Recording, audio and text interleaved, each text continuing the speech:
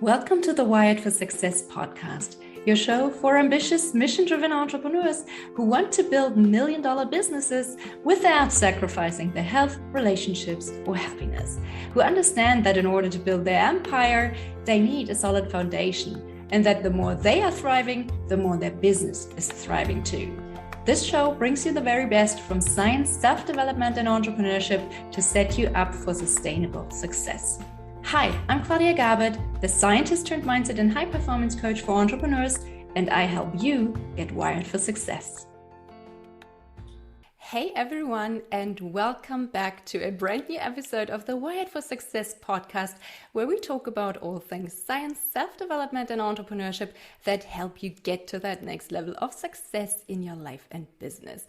Today, I'm bringing you another interview episode, and my guest today is Alec Hanson. He's a mortgage lender and coach who is currently the Senior Vice President of Production for LoanDepot's Southwest Division. Alec has funded countless mortgages over his 17-year career, and in 2010 alone, he lent over $1 billion, and that's $1 billion with a B, dollars to customers. He has received several awards and achievements, but most recently he received HouseWire's Rising Star Award in 2017 and 19. Congratulations. Thank you. And has been named the top 40 under 40 achievers for the National Mortgage Professional magazine for the past 3 years. He's the host of the Modern Lending podcast, as well as the author of his own books, Bypass and LoanDepot's Modern Lending Playbook. Now get ready for this conversation with a hardworking entrepreneur and fun-loving husband and father. Welcome, Alec, and thank you so much for being on my show. Oh, today. Claudia, I'm so excited. Thank you. That was very kind. This is going to be so fun. Thanks for having me on the show. Of course, I'm looking forward to it.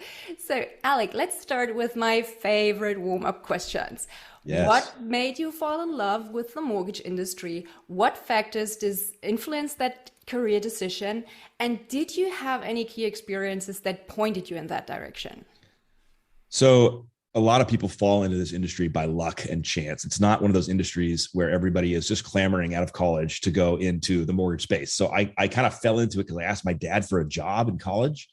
And he was like, yeah, I'll help you out, son. And then I was in the mortgage industry, shipping loans, and I was processing files and just kind of learning the game. But very quickly in mortgage, you find out if it's for you or not, because it is very entrepreneurial. It's very sales centric. It's like the sky is the limit. If you want to build your own business and scale it up, it's up to you how big you want to go. And so you really get that like risk reward factor in there. And it's very sales centric. So you're out there. I mean, it's you eat what you kill type of a thing. There's no guarantee of your next deal. You're out there every day. And so you just kind of fall in love with that world if it's for you. The ups and downs, the heartaches, the tough nights, the long weekends. But when you have these breakthrough moments in your career, it's an incredible industry. And I've been in it for a long time. It's had its major ups and downs and cycles. But yeah, I think the people in it, the salespeople, the process, it's just, you can't replace it. You can't find it anywhere else. So people try to leave the industry, and I'm like, you're going to come back because you're going to realize you can't do what you can do here anywhere else. So you have to love the hunt. You really do. It's almost, these mortgage sales professionals are kind of crazy. They're a little nuts. They're little crazy, little bipolar, little A-type, little control freaks. They're just maniacs, and they're my people. So I love them. Sounds awesome. So when you think back, are there any things in your career that you would do differently if you had to do it all over again? The only thing, and I actually, that's a great question, is I didn't understand or have the right frame of reference for what the internet and social media and platforms like YouTube were really going to do to the sales and entrepreneur landscape. And so I didn't get involved fast enough. I was in the platforms. I was on Facebook in college when it came out and all that stuff, but I didn't understand what it would do and how people would use it and what it would kind of create. And I think there's a lot of misconceptions about it still. So I would have gotten all in a lot faster in digital, social, video, if I had to do it again. Right. And what advice would you want to give to an aspiring mortgage broker or first-time entrepreneur? What should they pay special attention to? Where people are spending their time. I really feel like if you're in sales, you're an entrepreneur, you're trying to build a business, it's really about attention. and having an opportunity to share what you're doing with people at scale and build that kind of relationship, whether it's digital or physical, et cetera. And you can only really do that if you're hanging out where the people are hanging out. So true. It sounds so simple, but it's like, it's one of those things where I go, oh, that makes a lot of sense now. And so it's building something, the digital brand concept or personal brand concept that's kind of buzzy and out there. It's just all about being with community, building community digitally, physically, and leveraging these tools where humans are hanging out. And what's your favorite platform for doing that? Well, honestly, professionally, it's LinkedIn, which is amazing. It's great, right? It's awesome. And people underestimate that platform so fast. Like, oh, it's just old people and they're, recruiters. Yeah. And I'm like, you don't understand. But I also I totally enjoy TikTok. It's hysterical. I'm having it's a goofy platform and there's lots of weird stuff on there, but there's community happening there and there's different conversations happening there. And so I think that, but I also, I try not to judge them too harshly. Facebook's a good example where people are really turned off by Facebook these days. And I'm sitting here going, well, people are still using it aggressively. Yeah. People are still on that platform all the time. So yeah, you might not like it, but that's kind of where people are. So you got to figure out how to play there and have a strategy there. But I would say LinkedIn's probably my favorite right now. Yeah, I think Facebook it has become so much, pay to play. So I think there's not much happening organically anymore, at least not from what I'm seeing. Now, is there a common myth in your industry that you would like to debunk? Maybe there is something that a lot of entrepreneurs in the mortgage industry believe that just isn't true, at least not true in your experience. Well, I think the number one thing that I tackle regularly is reconstructing how people view social media. Okay. Because social media can be very toxic and it can be very negative and full of political views and infighting and a lot of stuff that I know and a lot of humble bragging and people posting their food and, the Instagram life, we call it, where they're just, everything's perfect all the time. And, this fake influencers. And I get all that. And it can be very gross and kind of frustrating. But then when people realize that you actually have control over who's in your feed, you have control over who you're connected to, you have control over what you contribute to the conversation online, you can really reframe that space and understand, hey, there's actually an opportunity to be a really good person here, to build really good connections here, to make relationships. And so I think that the number one kind of myth is, these platforms, I don't like them, that they're terrible. And I'm going, you just got to reframe how they are because they're not. That's just your viewpoint of it. And I think that's maybe incorrect. And the second, Claudia, is people are really afraid of video. Really afraid of getting on video, which I was so excited when you said, can we record this on video today? I was like, absolutely. Well, because it's just, people have these deep rooted insecurities of, I don't like what I look like. I don't like what I sound like. People are going to judge me. They're not going to like me. I'm going to say something stupid. And all those fears push people out of the space where there's opportunity.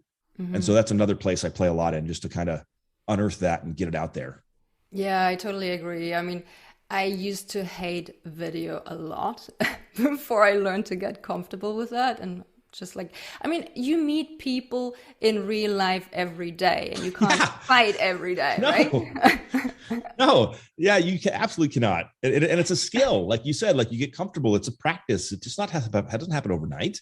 No. Yeah. And that's totally fine, right? People can take baby steps. Yes, please. Now, okay, I have to ask that. With all the craziness in the world right now, what trends do you predict for your industry for the next 5 years? So what do you think with the pandemic and the current situation in Ukraine, how will this influence the market? What trends do you see? It's funny you asked that. So in the 18 years I've been running around doing this game, the only constant that you can ever rely on is that you're never going to know what's coming. Yeah. Change. Change is going to happen for sure. Yeah. But which direction, up, down, left, right, you just don't know what direction's going. So the only thing that I could push on and lean on that matters from now and 5 years from now is the number of relationships you have, the deepness of those relationships, the connectedness you are to other human beings. That's the only thing that we can control. That's the only thing we can manage to. And predicting the market or trying to get in the right place, it's going to buck you around. You're not going to know. But if you focus on building deep, authentic relationships with human beings, that's going to serve you now and in 5 years. I love that. I love that so much because that's exactly what I'm doing. So thank you so much for Just saying validation, that. just some validation. No, it really is all about authentic connection and building those relationships, at least in my opinion. It doesn't really matter what it looks like on the surface. There can be people with, say, small audiences, and they can be super, super successful because they have built the right connections, right? It's not about what it looks like on the surface. It's about what you build, what relations you create and Yep. establish. So you are great at building a successful personal brand. Can you tell Yeah. us about those 7 things that every entrepreneur needs to do to develop such a dynamic personal brand? Well, I think the first thing that I'd love to talk about is just kind of demystifying what that personal brand concept means, or adding at least my flavor to it, so people can hear that and go, okay, maybe it makes sense. And the best way I can do that is kind of just through my own process and my own story. In the glory days of my sales career, we had Nokia and BlackBerry brick phones. We had MapQuest printouts. We didn't have all of human knowledge in our pocket. And so in order to get business, literally it was driving around, going door to door, going to open houses, finding realtors, finding people of influence, finding people that could refer me customers, and building human physical relationships. And of course, in that process, you build a reputation. People get to know you. They respect your hustle. They can see you running around. You're sending them stuff in the mail. You're calling them for appointments. And so you build this, quote, reputation. Mm-hmm. And you get known in your community for hard work, whatever, doing a good job, or being a screw up, whatever it is. So you take that reputation concept that we all know, we live it, we understand it, and then you pull that into the digital space. You pull that up into social media, into YouTube, into these places where people are hanging out. And now we start to get this concept of personal brand or personal reputation or digital reputation. And I think that's an easier place for people to understand. Because when you really break down what it is to have a brand, or what is a brand, my favorite description of it is the emotion connected to an experience somebody's had with you or a product. And so in this case, as a person, it's you. And that emotional experience connection is their brand recognition, is what people understand. Mm-hmm. And so kind of from that platform, you start to realize that things like actually being who you are, so like an authenticity, like showing up as who you are, not as a caricature, not as a fake influencer, not as somebody who has it all together, but like a real human being, is part of what that brand connection is, because people connect to people.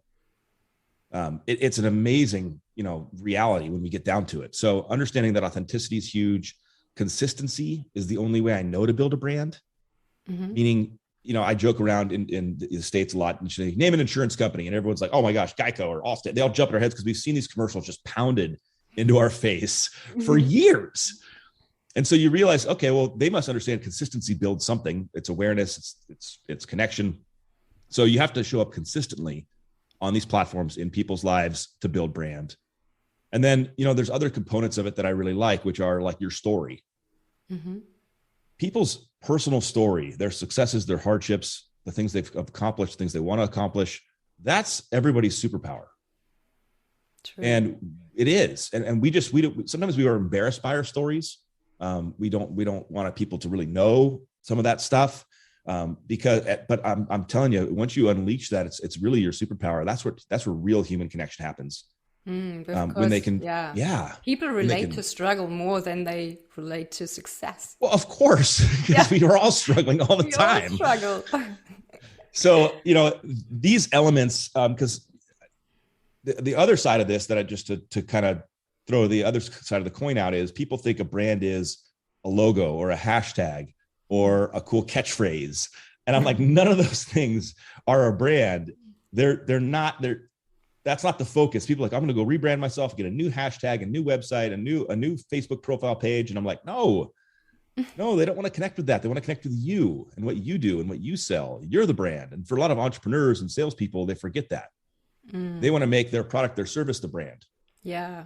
They like to hide behind. They want to hide behind logo. it. They want to push this logo or this image or this thing. And I'm going, no, it's you, man. It's you. Yeah. Maybe. They are embarrassed by the struggle. I see that happening so often. People are just embarrassed by the struggle. They don't want people to know, and that's why they hide. But yeah, I think you're so right in saying that you shouldn't hide behind a logo. You should be the person you are in front of everyone. Yep. And that's takes vulnerability. Yeah. It just takes vulnerability. It does. It's very hard. It's very hard to be vulnerable in front of other people. And that's why I always say that entrepreneurship is kind of like the biggest self-development journey that you can be on, because that's what you have to learn. You have to learn to understand your own motivations, your own drives, your own process of thinking and approaching your goals. And then you have to communicate that to other people. I have a funny story on that. Okay, go. So I'm out hustling. I'm a young sales guy. I'm doing my best. And I proposed to my wife and we were going to get married. And so I was really excited. We were going to go to Greece for our honeymoon. You know, I saved up a bunch of money and I was excited. But before I went to go on my honeymoon, I wanted to accomplish something I hadn't done before, which was I wanted to fund in a single month over $10 million, which is a lot of money. Yep. And so I made a flyer, the worst flyer ever, in like Paint, in like Microsoft Paint, something terrible. And it's a picture of me and it says like the $10 million challenge. And I have good hair and a suit on. And I sent it to all the top referral partners and agents in my market. And I said, I need your help. I'm getting married in July. I want to fund over $10 million before I get married. It's been a goal of mine forever. I've never accomplished it. I'm putting it out there. If you can help me, I'd love it. And so this was as vulnerable as you can get. I'm literally just sending people a flyer saying, please help me accomplish this thing. And I funded $13 million that month. Wow. Because people who didn't really use me and I wasn't their preferred partner. They had other partners, but they were like, okay, I've seen this guy 1,000 times. He's out in the street. He's working hard. He's a young kid. I'll you know what? Maybe I'll refer him this family. And I got business. And it was literally that story that you were just kind of circling around, which is I put myself out there in a position of vulnerability. I asked for help. I specifically said, I need you to come help me. And people responded because they had seen all the consistency and hard work and effort that I've been putting in to try to get there. It was awesome. It was great. Yeah. And people like to help other people, especially if they have something like, you want to get married or something. It has this romantic notion. They want to support that. Yeah. And it's just a great example of being vulnerable, declaring what you want to do out into the world, and letting the people around you that you've been prospecting and working with and you know, at the networking events with just support you. Name it and claim it. That's right. Declare it to the universe. And I know that coming up with new content is something that a lot of entrepreneurs struggle with. Now, can you maybe talk us through your own content strategy that has allowed you to grow a pretty big audience on different platforms? So this is a funny experience. And I don't recommend this to anybody who's so don't take my advice here. But about 2 years ago, when I went all in on digital and social and trying to build attention and brand and help people and serve and all that fun stuff, I realized I wasn't doing any of it myself. So I was coaching salespeople to do it and not doing it myself. So I'm going to set a personal challenge. I'm going to do 100 videos in 100 days across LinkedIn, Facebook, YouTube, Instagram. I'm going to put a video out every single day. Nice. And I pulled up a Google Drive doc and Excel, and I just started listing topics, stories that I've experienced, advice that I would give salespeople, helpful tips and tricks. And I just started writing down stuff on a Google Drive doc of things that were like a 1 to 3 minute topic, something I could hit real fast that I felt would be helpful. And of course, it had really no strategy or direction. One day I talked about owning a standing desk, and I said, this is a really cool thing. I like it was so super random. And to like stories of driving away from real estate offices because I was too afraid to even walk in and introduce myself, like real, like, you know, moments of vulnerability. And then I put about 35, maybe 40 ideas on the document in 30 minutes. And I was like, okay, I can get to 100. This is gonna be no problem. 35, 40 things in 30 minutes. And then I was like, oh no, that's all I have. I can't come up with any more. And I hit that wall where you're like, what else should I talk about? But then I started producing out the videos. I started doing it every single day. And my encouragement for people that are stuck on this, what do I say? What's my content strategy? There is so much to talk about. There's actually endless content to talk about. And the stuff you're saying today about some topic can be repeated again, because not everybody's just listening to everything we say every second on the internet. And I don't mean play the same video again. I mean, just come back with the same message and share it from a different viewpoint. And so it's actually the inverse of what people think. There's literally unlimited things to talk about. That's so much. I agree. Right. I mean, especially if you're passionate about what you're doing and you're building something and you're on fire in your soul. I mean, then it's like, come on, you just talk about that. People want to see that. I agree. Now, as a coach, who is your ideal client and what can your ideal client expect from working with you?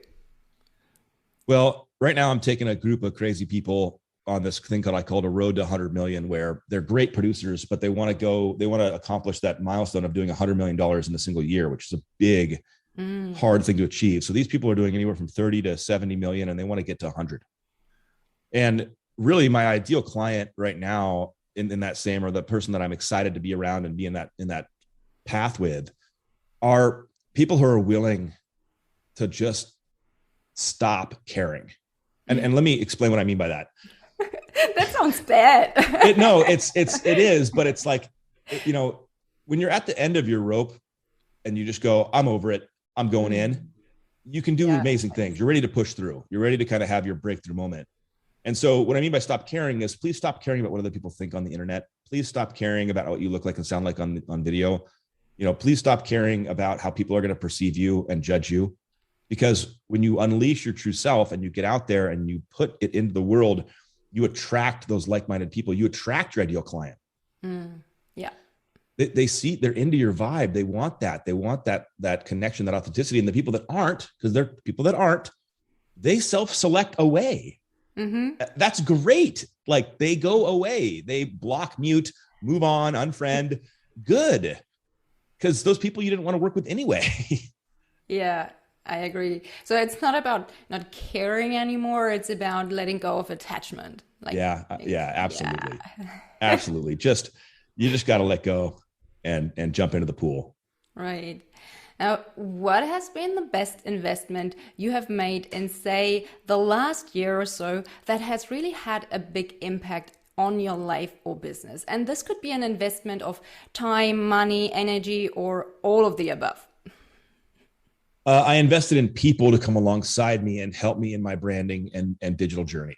And so I stopped trying to do it all myself, which I'll put an asterisk there. I think everybody should learn the basics, like how to upload videos, how to edit, do some basic editing. You don't have to be like a master, Photoshopper, but something just to kind of understand how the platforms work, and don't just outsource it immediately. But as soon as I brought other people in and I let go a little bit of the control I wanted around it. That's hard, right? That's brutal. It's the worst. No one wants to let go of control. And then mistakes would happen and posts would go out that I was like, oh, that's not good.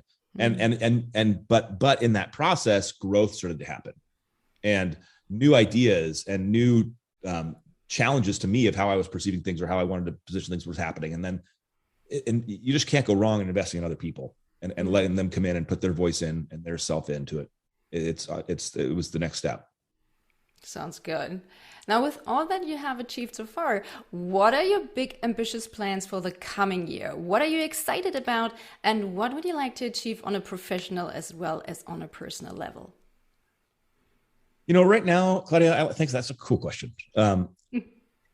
What I've realized in my personal journey in brand development and in running my division and supporting my salespeople is the journey is the destination. I know that's terribly cliche, but it is so true. I look back over 2 years of going all in on this concept in this space, and the connections I've made, the humans I've found and that have found me, and that the relationships we've built, the experiences we've had, even in COVID when I've never met some of these people ever. It's like more of that, please, because it's not about building vanity metrics and having more followers. That's all garbage stuff. That's the bad side of social that I was kind of talking about earlier. But, I've met so many cool people. I've expanded my business opportunities through that. I hired on great people into the organization that I work at, made new friends. And so for me, I'm just like, yeah, more of that. More of the same. Yeah. Like more connection, more great people joining the organization, serving more customers, just on that journey, Perfect. And I don't know where it's going to go in the sense of like, I'm not trying to become some celebrity. I think that's all garbage. I'm not trying to become some influencer. I'm just trying to be helpful, be in the collaboration space, be in the connection space. And that's just radical. I like that. I know from my experience that goal setting is something that's super important for people because it greatly increases your chances of success. But I also see that so many people struggle more with the implementation piece. So maybe you can share some of your tips for creating results and staying consistent. In other words, how do you translate your goals into milestones, actions, and habits? I'll give a couple perspectives on this because I think it's different for people. I'm kind of landing on that I think everyone has a different motivator and they got to find it somehow. One of my major motivators is when I declare things publicly, I get real motivated to make sure I don't fail there, make sure I succeed. And, that's personal from my upbringing and my mentality and how my parents raised me. I'm kind of like I want to accomplish things. I want to win certain, so declaring things publicly, I think, is powerful for certain types of people. Once it's out there, that motivation gets burned. Now everyone knows. So now, because if you just keep it in here, you don't tell anybody, then no one knows if you failed or succeeded. Obviously, accountability is gigantic. It's huge, right? And I like to describe, I think accountability works better when it's a shared journey than when it's a subordinate, boss type of accountability. If you and I, Claudia, decided that we were going to really push out a content strategy this year, and our goal was to put out, X number of pieces of content a month, a week, a day, and we were on that journey together, I found that people have a lot more success there because they don't feel that shame necessarily of not doing it because my boss told me, but they also feel that freedom to be like, okay, we're going to figure this out together. I love that. That's exactly the way that I work with my clients too, because it's this, you're in it together and it's so much more fun that way. Yes. Because then you can screw up and it's fine because everyone's screwing up and you're just, yes, I totally agree. But that said, if things aren't tracked, if things aren't on a board somewhere, if things aren't on a website, if they're not being looked at, then I feel like you're not going to build those habits and that consistency if there's not a place where the information is being marked. Yeah, you need systems. You can't just wing it, right? Nope. So you set the goal and then you got to build the activities to reach that goal and you got to track it every day. And, that's where we all fail. And I get that. It's hard. That's like dieting. Yeah. You're like, I'm going to eat well. And then I don't. I'm going to work out and I do it once. So, but it's all the same stuff at the end of the day. True. Now let's do a little thought experiment. If I could give you either more health, more money, more time, or more freedom right now, which one would you pick and why? Well, I think it's always going to be health. Right? I just think it's a simple you can't do anything if you have COVID in bed. You can't do anything if your hips don't work and your legs fall off because you don't, I think it's always got to be health. But you would be surprised how many people do not prioritize health, especially in the entrepreneur world, where they all believe that they can sleep when they're dead. Yes, hustle culture, man. Hustle culture, the toxic hustle culture. It is toxic. It is so bad. Okay. Good choice. I love that. Thank you. Well, because your comment of like, it was funny, you said time. And I'm sitting here going, well, health gives you the time. If you don't have health, your time is gone. You will lose it. You just won't have the energy. You won't have the rest. Yeah. I think it's just pretty self-explanatory. Yeah. So last but not least, where can our listeners find you online if they would like to connect with you? Ooh, I love that question. And I get all the time. And I get a little bit like preachy in this part when I hear that question. So for other entrepreneurs and salespeople out there, the answer has to be Google every time. Oh, yeah. It has to be, because if you're not on the first page of Google with your name, your own moniker, then you're losing. Like no one has business cards anymore. Like no one's going to hand out anymore. So you should have a website, of course, with your, but if you can't say Google and they can go, okay, and they can find you in 5 seconds and hit you up on any platform and connect with you, you're missing out on an opportunity. So that's my silly answer. I know it's kind of Good cheesy, answer. but it's like, it's got to be out in the internet. That's a great answer. You're the first one to ever answer the question that way. Okay. Yeah, because everyone says, oh, my website, or you can find me on Instagram, and here's my handle. And what if they don't have Instagram? Like, they're not gonna find you there. So yeah, it's one of those things. I'm a little preachy on it. Perfect. Thank you so much, Alec, for sharing all those tips and insights with us today. I really appreciate it. Of course, my pleasure. Take care and talk to you soon. You too. Take care. Bye. Thank you so much for listening to the Wired for Success podcast. I hope you've enjoyed this episode. If you did, please take a sec to rate and review my show or share it with a friend. That way you can support the show and help me reach and support other entrepreneurs like yourself as well. If you would like my help to figure out how you can go from overwhelmed and overworked hustler to empowered and confident leader, check out my website at www.wiredforsuccess.solutions and book a free 20-minute strategy session with me. Can't wait to help you get wired for success. Until next time, take care. Bye.